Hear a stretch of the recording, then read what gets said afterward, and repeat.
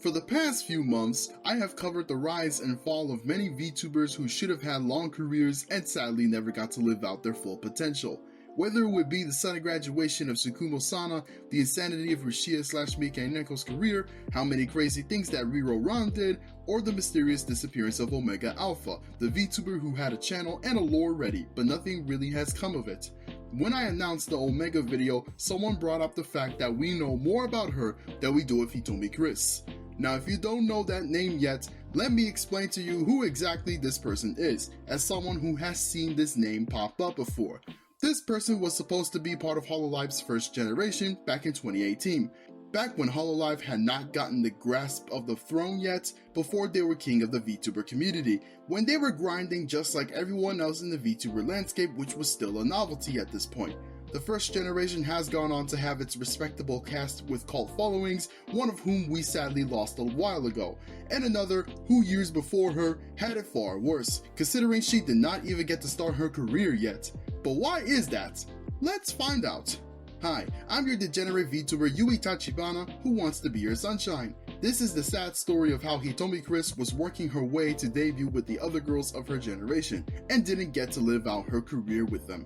Now before I grasp the reasons as to why, I do want to say that I was putting off doing this video for a while, frankly because there is really not much about her that exists. Her page on the Hololive wiki is pretty much a stub, and not many videos exist of her, neither has she been covered all that much. As far as I know, Depressed Usagi is probably the only commentator who has brought her story to the spotlight. Please watch his video if you want to see the story in more depth. But as for me, I want to give my 2 cents on this situation that may have happened years ago, but it is still a story that speaks to me about lost potential, as it's one of the many things that I despise in life, but it is also tied to a story in the VTuber community that it is a reminder to be careful who you trust. Now, this Chris person, as I mentioned, was meant to debut alongside her first generation in 2018, but aside from her debut video on June 3rd, footage of her is scarce. Her accounts are also well hidden. I can't even go on the Wayback Machine to find a screenshot to where the channel actually existed. Her Twitter is also wiped of any color or activity at all, unless you request a follow.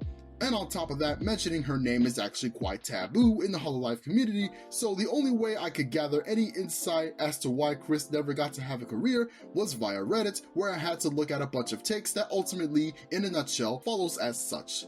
Someone who had claimed to be a producer lent her his hand in helping her get funding to gather equipment so she could prepare to become a VTuber, and it worked out. It seemed like she was all ready to succeed. She applied for the Hololive auditions and passed. So she was no longer in need of this so-called producer who felt cheated out of a relationship he thought he had going on with Chris. Some say that he's her boyfriend, and some say producer, and some even go as far as to say they were more than friends, they were making out behind the scenes. But regardless what they had going on isn't our business to determine, as long as Chris was gonna get the end of the stick anyway, and her career was lost after her contract was terminated, but not before this quote-unquote producer would post her name, pictures, and what happened on his blog. He also claimed he would hand himself to the cops since she was still underage, allegedly.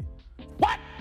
Other takes on the situation argue that this person had been funding her for some time before her audition was successful, and that it was only after that where he started calling himself her producer. And again, having felt cheated when she was no longer in need of his services, was demanding a refund of the money that he gave her for the equipment, and alongside the leaks this producer did of Chris's identity was some info about Hololive's first generation, and as a result of this drama, Hololive decided to terminate her contract, and instead of returning the borrowed equipment, she took off with them. Now it is unclear what kind of relationship they had behind the scenes, and again, we shouldn't worry too much about that, as what happened at the end of the day is that she was robbed out of her career and had only lasted 3 weeks before her contract was shredded up. 3 weeks! That's nothing short of depressing. What had happened to her was pretty sad, and it can be argued that Cover Corp could have done more to protect her.